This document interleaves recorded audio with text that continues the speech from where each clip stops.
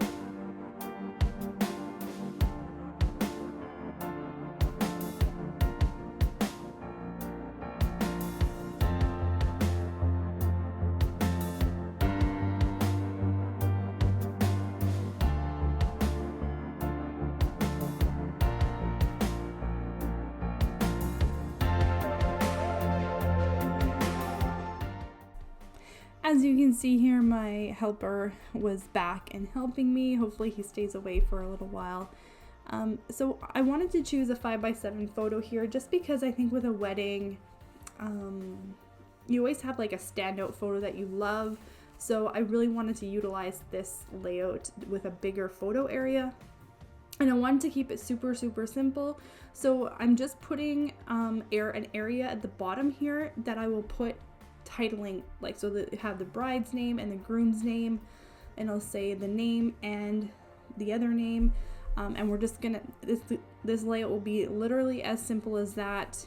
And then I have this little heart wood grain sticker that says date on it, and I'm just going to take black marker and put in the date in there as well.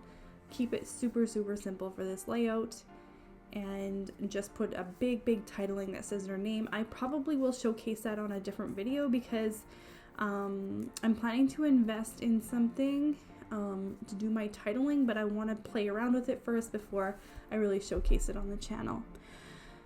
So here I just decided that I wanted to use some of my journaling cards on the pages.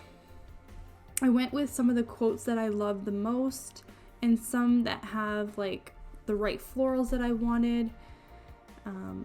Really just find what works for you and sort of what accents you want to pull through.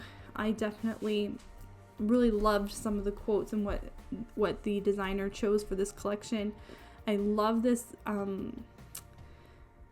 this one that says the bride and groom on it. I'm gonna fussy cut that and cut that out and put it on a layout somehow. I'm just not sure where.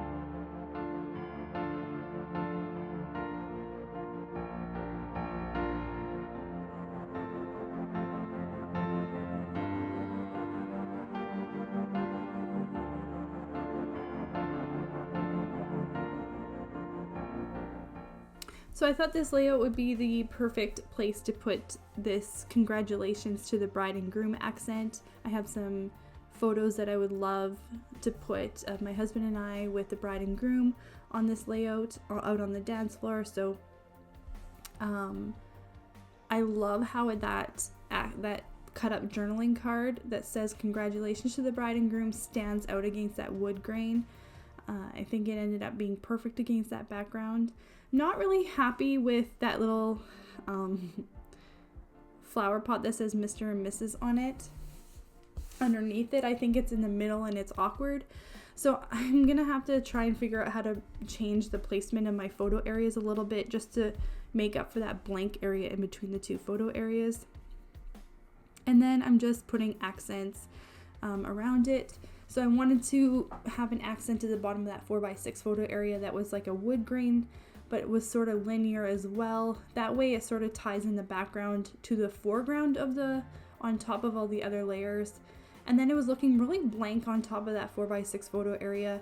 I thought about trimming down that pink cardstock so that it wasn't so high, but then I think it would have left me a bigger blank area at the top with the background paper. So I just decided to incorporate this little church and directly adhere it above that 4x6 photo area, and then pop up with my foam squares, both of these banners that say love and wedding, and sort of just flank the area around that church, and finish the layout off that way. I really didn't like that gap that I still had there between the 3x4 photo and the 4x6 photo, so I end up just lifting up that 3x4 photo area and tucking it in a little bit closer to that 4x6 photo.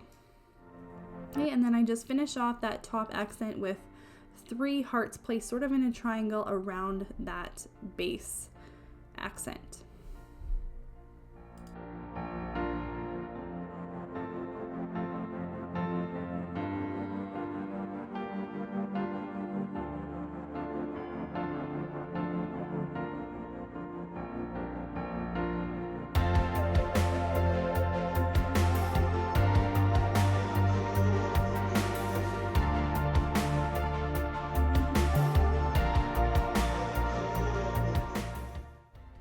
So for this final layout here, I kind of just wanted to incorporate more of a generic layout that says just married. Like, you know how sometimes after a wedding you see like pictures that were taken by the photographer of the bride and groom. I kind of wanted to incorporate some of those fancy kind of pictures on here, and